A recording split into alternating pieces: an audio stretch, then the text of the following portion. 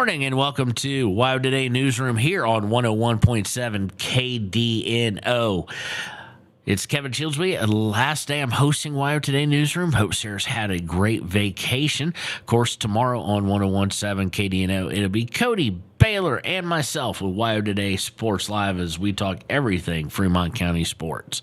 And kind of a nice transition to that, the last day that I'm hosting this is because I wholeheartedly believe fishing is a sport. We're going to be talking with Rene Schell. She is the Information and Education Supervisor out of Lander for Wyoming Game and Fish Department. And, of course, fishing is so dependent on water, and there are lots of rumors. There are a lot of facts. There's a lot of talk about water, or should I say the lack thereof, due to our it's not even mild, severely mild winter here in Fremont County and Hot Springs County, and for the greater region as a whole. So, Rene, how are you doing this morning? I'm doing great, Kevin. Yeah, thanks for having me on. So talk a little bit about, they've had meetings in Worland about what's going to happen with, of course, the basin. Everybody's kind of it's been all over the board. I know my neighbors and I were all shocked. Our ditch irrigation, our ditches were turned back on, so to speak, by the county. We weren't expecting that. We especially weren't expecting it in April, but we weren't really fully expecting that at all. And then we took a look at them. We sure weren't expecting them to be full. So what kind of impact is not only the water issue, but the water rumors having on local fishing?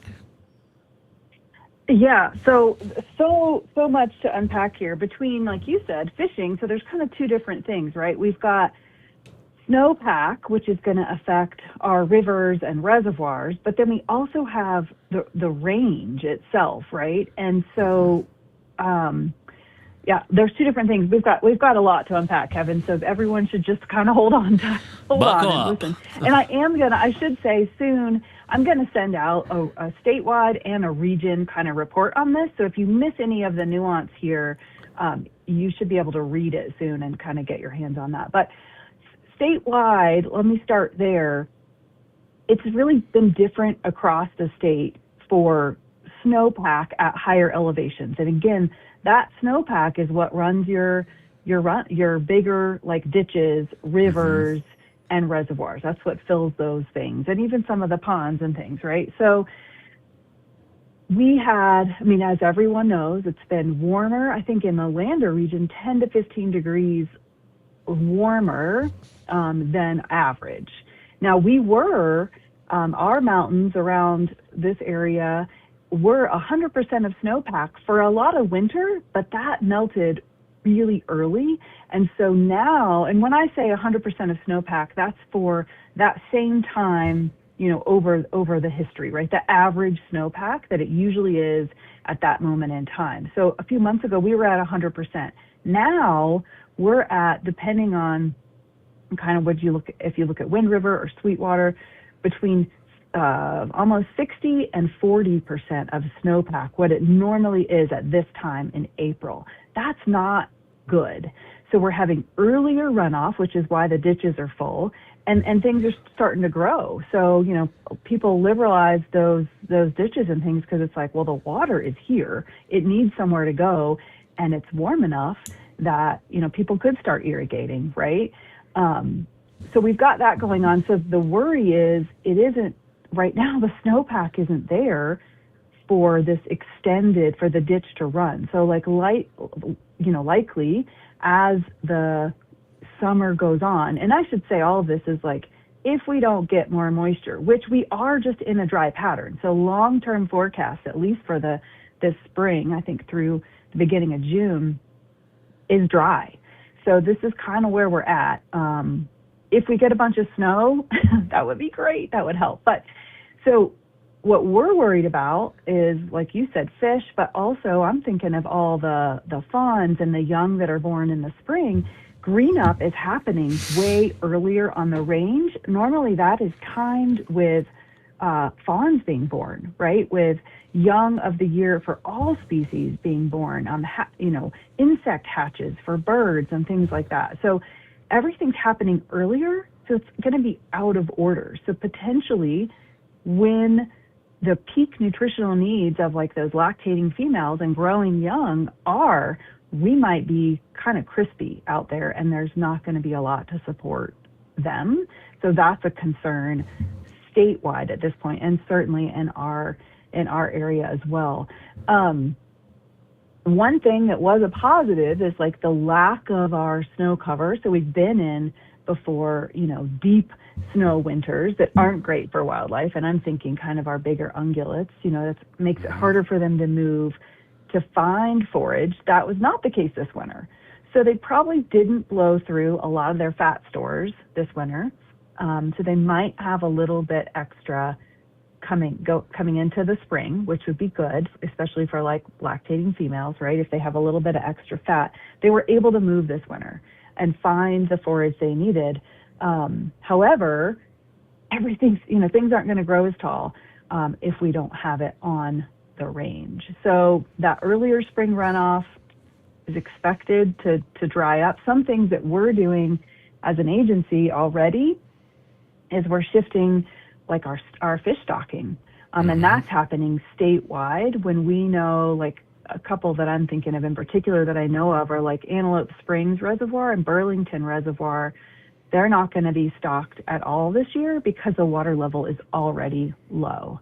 So we are adjusting across the state some of those and putting those extra fish, because we've already grown the fish. We at our hatcheries, they plan several years out what fish need to go where and how many, because they've got to start from eggs to get them, the size that they need to be. So they're sitting on these fish that need to go somewhere. So there may be more fish in other waters, but Excellent. some will not get stocked at all. Excellent. And for those of you who are going, hey, I heard Rene talking about, you can plant early and the ditches and all this stuff. Be wary. Be wary, because we still can have freezing overnights, and that's not good for little saplings and whatnot. In fact, we're going to have one tonight, low of 28, high of 43 tomorrow, and then potentially a 50% chance, at least right now, being forecast of snow on Sunday. So, it's kind of one of those games that we've got to play. If you've got some seedlings, and my son has one, and they're outside, bring them inside tonight, or at least get them covered. Yeah, that's a great point. Yeah, I've been worried about my trees. We had like 14, last weekend was that or something above, and I thought, oh no, everything's budding out. So yeah, I hope we don't get too many hard freezes.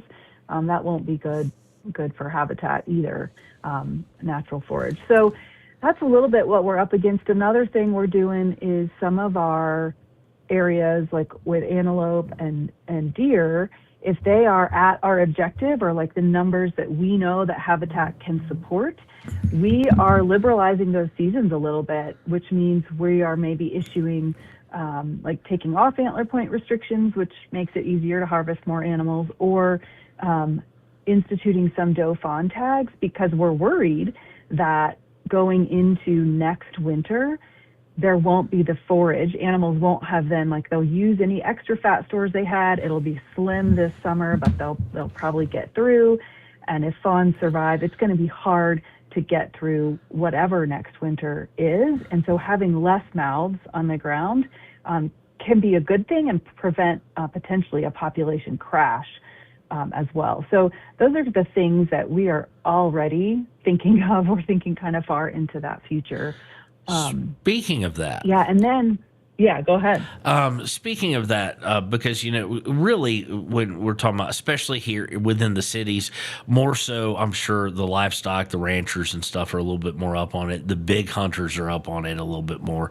But for folks who live in, Cheyenne, Casper, Riverton, Sheridan, et cetera, kind of drought is based on what's happening now in this year.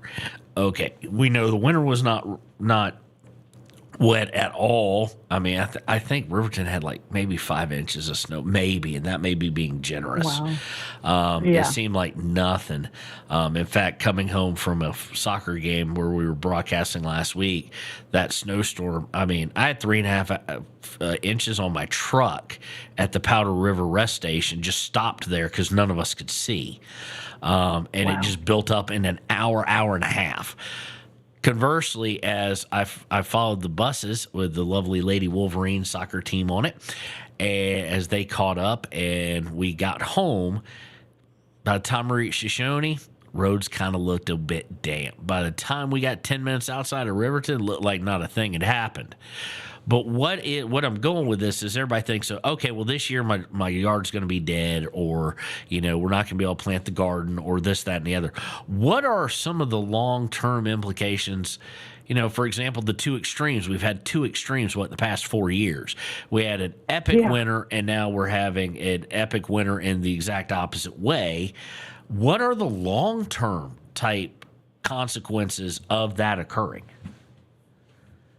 Yeah, that's great. I mean, I think, my mind is, of course, always going to the wildlife, and I love that you're bringing it back, too, to, like, ranchers and how it affects them, because it's hand in hand. And I will just say one thing that's going to happen this year, and that's on my list of things, ways that people can help, is to thank landowners, because they're going to still be irrigating a lot of their lands as long as they've got water and can do it for their livestock. Well, guess what else is going to benefit?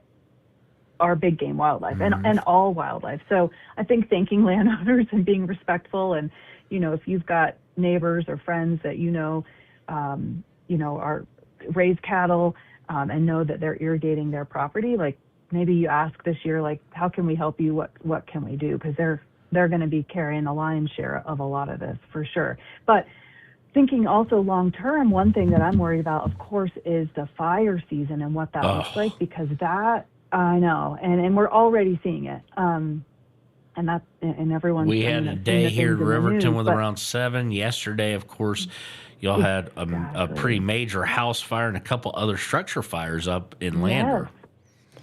Yes, exactly. So it's not good. And No. In addition to like the structure fires, which is that human piece of it, the rangeland fires or the forest fires, that completely changes the habitat long term. And then, of course, I think of invasive. So what it really does is it lays the ground for things like cheatgrass to come in and just be the first to kind of populate and then outcompete our native plants. And cheatgrass is great for chukar. They love cheatgrass, but not many other wildlife are benefiting from cheatgrass. And so that's a problem if that starts to take over.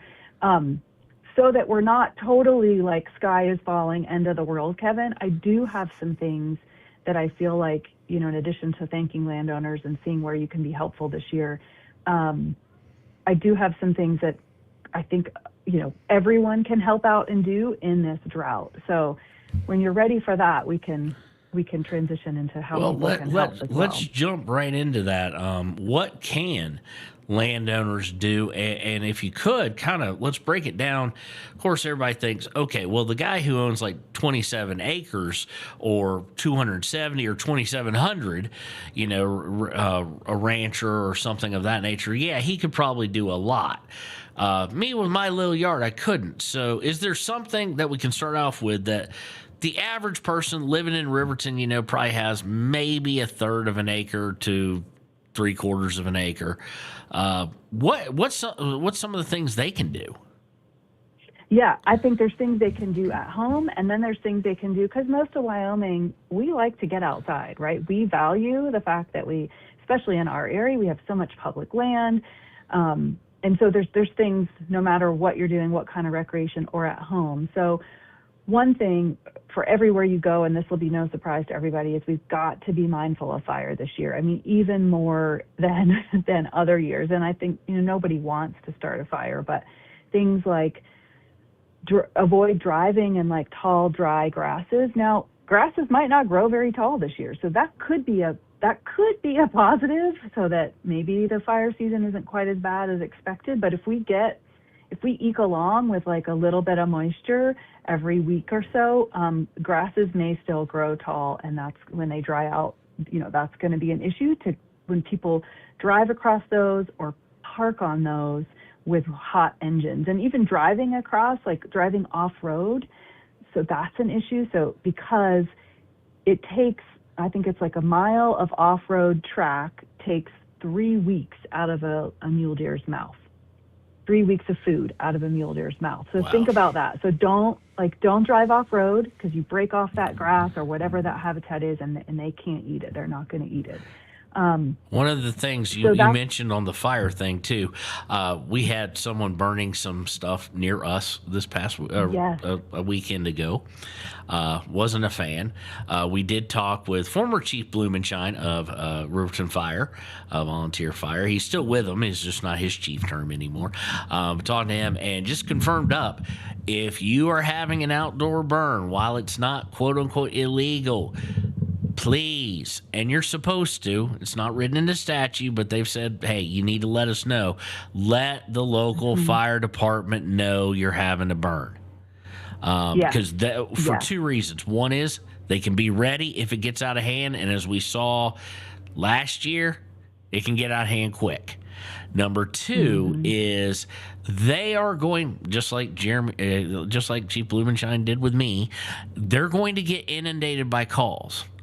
Especially if it smells close, you see the smoke real well, you see where it's originating from, because you start thinking, is my house in danger? Do I need to get my family on the move? Things of that nature. So please, and please, please, please don't do what Sarah and I saw during the last bad fire season, as we were chasing that fire that was right on the edge of right there at the river, of the edge of the Res and Riverton, which is we drove by people with burn barrels with their back turned, watching the fire, and the burn barrel just going nuts. If you're burning something, let that's your entertainment, that's your attention, that's what you want to pay attention to. Take the earbuds out. Don't watch videos on the phone. Have a water source, have a fire extinguisher nearby, and keep an eye on it. Yeah, and then of course this year too, we've had winds like we haven't had in other years because of this warm weather. So this isn't like any kind of agencies, like whether it's federal or state, that normally do like prescribed burns or this time of year, we're not doing them. They're not happening because the conditions aren't there. So just know that like conditions are changing very quickly. It's not the typical weather year for us. So yeah, good point on those burn barrels. And I think within city limits, I think you've got to apply for a permit if you're in city limits. To do a burn as well, just so folks know. I do believe so as well, although, Riverton city limits ends long before, quite frankly, Riverton ends. Totally. Same thing with Lander. I mean, and that's the same thing with any city. The city limits, and it becomes county jurisdiction. But even if they don't take it any further, even we get lucky, it's always wise to just let them know, hey, I'm going to be doing this. Here's what I'm burning, so that they can be ready to react if necessary. Because if it gets out of hand for a split second, it is now completely not controllable by you. It's going to require them, and we've watched them get out there, dig those fire lines, do a real good job, and then all of a sudden the wind changed, and all the work they just did is kind of worthless in a way, because the winds have changed. So they're prepared for it. They're prepared for that gut punch, I guess. It would be a gut punch to me, but let them know. So what else can some of the folks around here do or be cognizant of? Should they be looking, like if they grow vegetable gardens, should they be looking at, things that don't take up quite as much moisture out of the ground, stuff like that? Yeah. Well, I was going to say, ways just even on your own personal property to use less water this year. And I know folks like to, we like to plant our annuals. We like to do that. Maybe you do a xeriscape garden this year. Maybe you plant succulents outside and really get into that. Using less water on your own personal property is going to help our landowners that need it, again, for things like cattle and the ranching that they do, that their livelihood is. And then it's going to help that water last longer into the year. And so if you haven't invested yet and you're able to this year in a drip irrigation for your vegetable garden, this would be a great year to do that instead of just kind of broadcasting a sprinkler. If you're not able to do that, because it is an investment and everything is expensive right now, so I get that too. Watering at either early morning or evening, so that you Less don't need likely maybe to water evaporate. as often or as long. Yeah, it doesn't evaporate as quickly. Now, sometimes you don't want to water. Evening would be best, but like some things you don't want to water in the evening because you don't want that moisture sitting on your vegetables or your flowers overnight. So I get that, but trying to optimize that as well. And then it's going to be. I think of things like bears this fall and even late summer. They're going to be struggling for food in the mountains. Berry crops may be low this year for them, and so really making sure that you properly store your food, your trash, your other attractants if you're on the edges of towns or even in town, in city. I know like Riverton, Lander, all of us, we've had bears and lions, and we can talk about that later if you want, but we've had those things on the edge of town or in town as well, even moose. So storing all those attractants and being really diligent about that this year so that these animals don't become habituated to humans, because if we get a bear in particular that gets into garbage and then it starts localizing and just looking for attractants, we have to euthanize that bear. It's not one that can usually be relocated, and nobody wants to be responsible for the death of a bear, basically. So unless they're hunting it and harvesting it, right? That's different. But these bears in town that are just hungry, they need to just kind of move through and find those wild sources of food again. So there's that as well. One of the things you learn too in where I grew up in the South, because we were under perpetual drought, it seemed, water every other day based on your digits and your street address, stuff like that. But and this is not a plug for them, although if they'd love to advertise with us, we'll take them. We're just going to mention the industry as a whole. If you need to wash your car, and I get it, we travel to cover sports left and right, so we go on basically bug genocide when we go over South Pass and things of that nature. You use the car washes that are around town. They recycle their water. They reuse. They're very efficient. If you're on a community well like I am, your neighbors will thank you, because it's kind of an agreement. We all agree not to. We use the ditch water for all that kind of stuff, and the ditch water is not always all that clean. So, we don't use the community well water for washing the cars. But again, they do recycle their water. They're very efficient with it, because and it's not just because, they want to be helpful to the environment or helpful to the wildlife. Every new drop of water they take out, every gallon, as you can imagine how much water they do use, costs them a fortune. So it's a capitalism 101 for them to be as efficient as possible, and keep their expenses low. So look at that for something like that. Sorry, I'm off my soapbox now. I love that. I had no idea. I'm going to add that, I think, to my list, because when this press release comes out with all this in there, I've got a list of these things, and I'm adding that. I had no idea. It's great. Yeah, they do that. Plus, they have the perfect amount. And if you ever wondered, when you put that nozzle on high and it feels like it's just, it's a tunnel, it's really not. It's just spread out perfectly. So, because they don't want to give you too much. They're operating a business high as revenues as you can get them, and as low expenses as you can have. And water and electricity are two huge ones for them, as well as equipment breakdown. So use them. Especially, they also have the option, if you're like me and you travel so much, I do 1 or 2 a year that are by hand there in the bay, and then I just kind of maintain by going through the automatic thing. And those things are even more efficient because they take me out of the equation, so to speak. I'm just along for the ride. But you guys got a big special day coming up here, a big annual event. Why don't you talk a little bit about that, Rene? But I want to mention a couple other ahead. things people can do before we get to that. I think adhere to our seasonal range closures. So folks because range is open, they want to get out and look for antlers and these things, and that's fine on areas that are open, but please still respect the closed areas because wildlife needs that forage. So that's one. Then the other thing, back to fishing, all of our waters are going to be, normally we don't say this until later in the summer, that fishing in the heat, it's going to happen earlier this year. So early morning is going to be the best time to fish because waters have cooled overnight. So once it gets hot, and if that water temperature, is even approaching 70 degrees, it is too hot. And I would either keep the fish or not fish at all, because releasing them is probably just going to be to their death. So we'll put more messaging out about like that early morning fishing as we see that happening. But know that that's going to be earlier this year. Yeah. Those are the big things. With certain places not getting, like you said, the water's just going to be too low, and others getting more than normal because you've got to put the fish y'all have raised somewhere. Is that going to affect any bag limits? No, because the fish that we put in, it may in a few years. The fish we are putting in now are smaller and not usually catchable size. They're to kind of grow. So we'll see. They may end up being food for some of the bigger fish, but we've got to put them somewhere. So yeah, we'll see how that affects. And then if we get out of balance or things in a waterway, then we'll look at limits, but that'll be a ways down the road. Okay, well, we've talked about things you can do to help. We've talked about the water system. Let's talk about something that's big and fun. Okay. Big day coming up.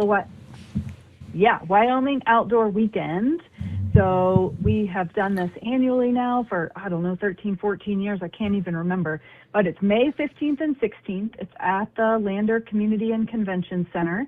It's free, which I love that part of it. And we like to give away lots of things like food and drinks. And there's fun things to do, live music. So on Friday during the day, we have pre-registered schools from across the county and even beyond come in to run through our education stations. So things like carnivore safety and archery and our BB range and climbing wall, turkeys, fish biology, all kinds of things. So many things. We have 18 different education stations, and if your kids end up coming, they won't even have gotten to all the education stations while their school is there. So please do come back at either Friday evening or Saturday day. So Friday evening tends to be pretty busy. It opens at 4 to the public, and from 5 to 6:30, we give away beer, Kevin. We give away food. We give away. So as you can, and we have live music. So as you can imagine, if you give away food and beer, people are there. So it's busy, but it's fun. It's really fun. And then Saturday returns a little more to normal, I will say, and that's from 9 to 4, this event on Saturday, and we've got seminars where people can learn like fly tying, elk calling, turkey calling, fly casting, wildlife photography, and more. We've got, and this is all, I should say, on the WyominGOutdoorWeekend.com website, and then it is on Facebook and Instagram as well, so check there. But so many fun things on Saturday. The other thing is we've got that's been really popular is our raffle and all these shop local prizes. So you save your receipts from Fremont County purchases the week before this, and it excludes gas and groceries. So don't bring us those receipts, but any other purchases from the county the week before this event, you bring them in. For every $10 you spend, up to $500, you get a free raffle ticket to put in for fantastic prizes like paddleboard, kayak. We usually give away a bike every year, and lots of other things. So super fun. It does transition now. Saturday evening, it transitions. We did this last year, and it was great. The Wyoming Wildlife Federation puts on their wild game cook-off, and so from 4 to 5, we're tearing down and resetting for them to do their wild game cook-off that evening. And so that's another big feed then as well. So just lots of fun things, May 15 and 16 at the Lander Community and Convention Center. Well, excellent. A lot of good information there. A lot of information that we needed the specifics for. We all knew that water was going to be, see how it plays out. We do have 3 days with some moisture in the next roughly 10 that have some degree of moisture forecast. Of course, here in Riverton, as everybody knows, that sometimes can mean absolutely jack squat.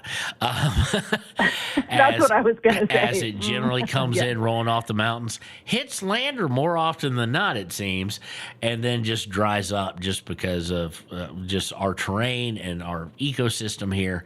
But hopefully we get that. And if we're not going to get it, let's also pray that we don't get a lot of dry thunderstorms this coming summer, because that leads to fire.